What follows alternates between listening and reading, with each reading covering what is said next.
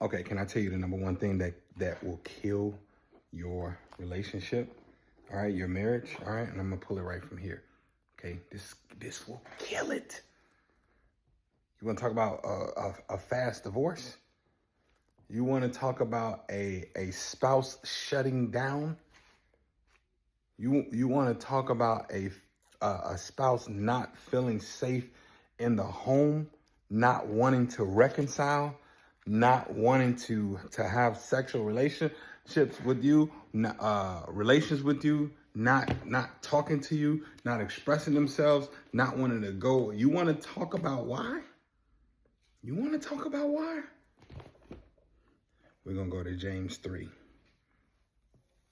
And you gonna disagree, but I'm telling you, okay?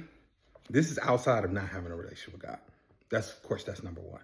Okay, let's be clear on that. That's number 0. That's foundational. But this, James 3:2, we stumble in many ways. If anyone is never at fault in what he says, he is a perfect man.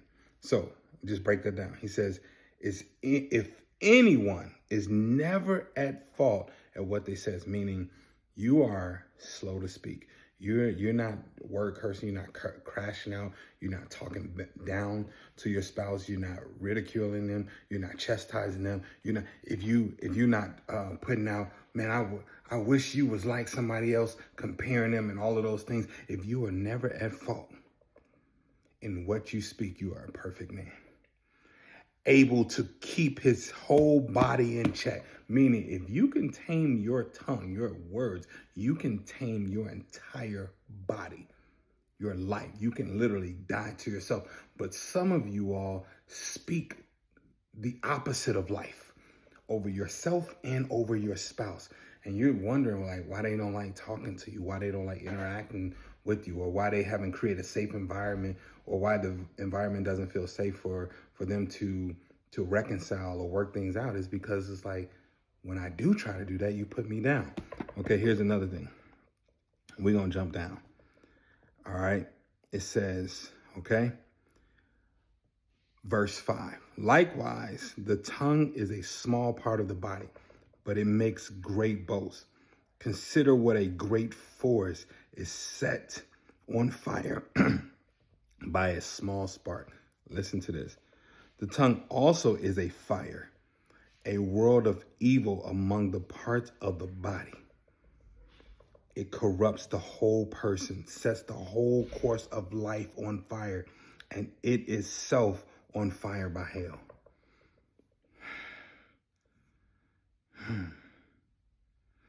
All kinds of animals, verse 7, all kinds of animals, birds, reptiles, and creatures of the sea are being tamed and have been tamed by man, but no man can tame the tongue.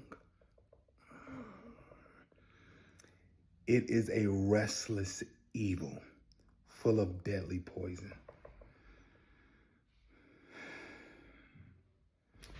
Verse 9, with the tongue we praise our Lord and Father, and with it we curse men who have been made in God's likeness. Out of the same mouth come praise and cursing. My brothers, that shouldn't be. Can both fresh water and salt water flow from the same spring? That's rhetorical. Okay. All right. My brothers, can a fig tree bear olives or a grapevine bear figs? That's also rhetorical. Neither can a salt spring produce fresh water. This man James says, it is restless, evil, full of deadly poison. We can tame animals, but we cannot tame our tongue.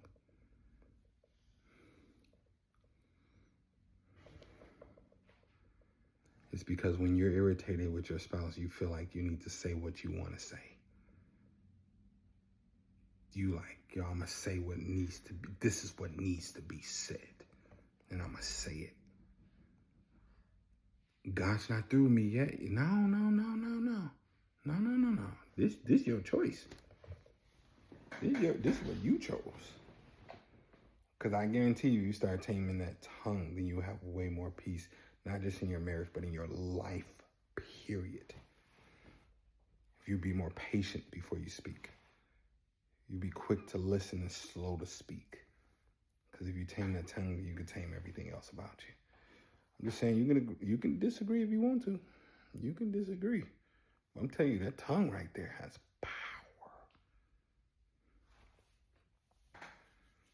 It can have power to validate and to command things to happen, or it can take things away from you.